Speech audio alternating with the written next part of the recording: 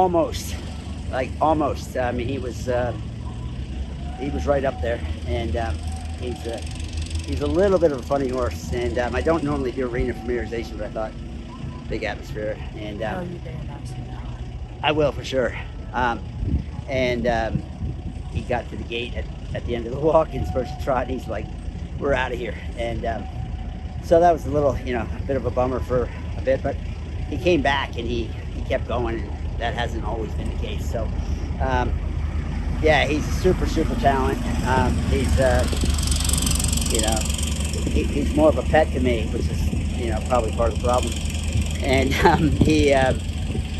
but he's a serious operator. Like, he's as good as I've ridden, in all three phases. And every once in a while we have those moments, but they used to be way more exciting than they were today. So Progress. in the end, I'm probably a little disappointed, to be honest with you, but I'm not going to give up. We're close enough. Buck, I saw your dad at the Olympics many years ago win his gold medals, and of course win here. And I think it's so exciting to see you following his footsteps. What's it like growing up with a dad that had so many accolades? I get that question all the time, right? Like, he was just dad, right? Like, me and my sister got in the back of the car every, April, whatever Kentucky was, and we made the trip from Pennsylvania to here every year, and it was just kind of expected he was going to win, it was, we didn't know any different. And now, as I've gotten older and understand how difficult it is, it's a little bit more, you notice it a bit more, I guess. But yeah, when we were kids, it's just dad, and it was just another horse show, and yeah, it was literally just another horse show. And I think I've been lucky that with Kentucky, it is obviously the mecca for American eventing. But I think I've always been able to treat it like it's another horse show. I've been, knock on wood, I've been very lucky here. And, yeah, since I was 2 years old, I've been here. And it's just been, whether it was World Championships or I rode in the World Championships here. It's just another horse show. Yeah, that's great. Awesome. And can you speak on mentality-wise? Do you have anything routine-wise or superstition-wise that gets you competition ready? Yeah, there's probably too many to name. Maybe that's your personal favorite. Well, I have my red and yellow socks that are sort of famous for the jog, so that starts off the week, I guess. Yeah, it used to be I'd sort of get a new camper, but now I've got 2 kids and I got to pay for those. So,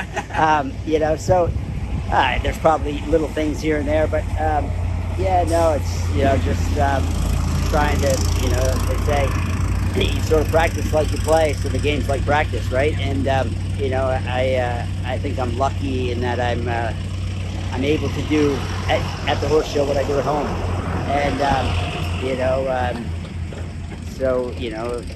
just do the best you can possibly do, and hopefully have a bit of luck. Absolutely. And can you speak on what's that feeling on day one compared to maybe Saturday, Sunday, when you're a little bit more into competition? How'd you feel this morning, arriving and getting ready and being prepared? Yeah, I mean, I was, excited. I have two nice horses. The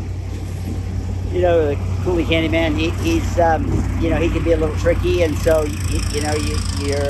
you're excited that it could be amazing, and you're also a little stressed that maybe it's not going to be.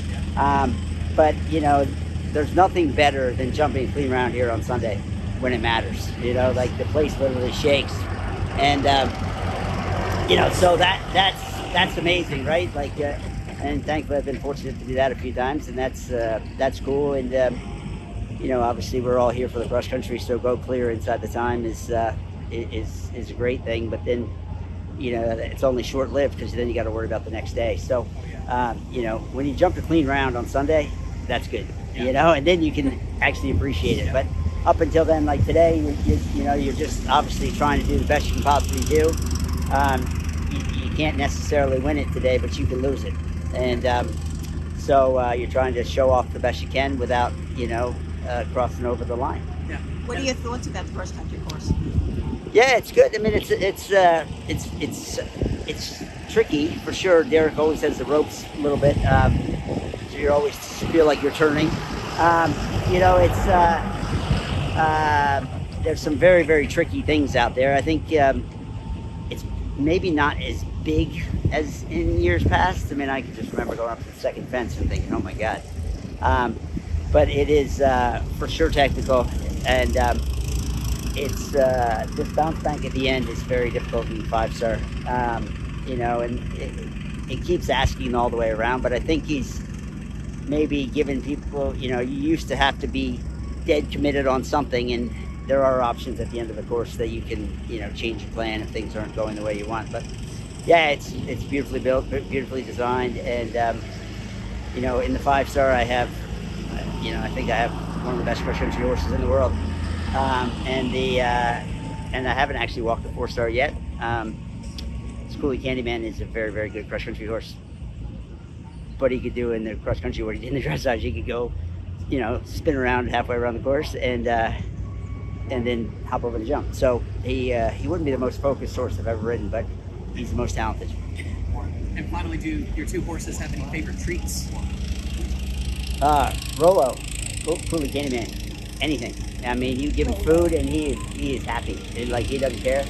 And Cam, Sorocaima, he doesn't want you to mess with him. You know, like, Rolo's sort of a teddy bear, I guess you'd say, and Cam, don't bother him. You know, if you bother him too much, he might bite you. He's a racehorse, and you know, the only ones that seem to be able to hug on Cam are my two kids, the 4 and 9, especially the 4-year-old. She just like hugs his legs, and you know, they're like, all right. So yeah, no, they're both sweet horses, and yeah, but Cam for sure is all business.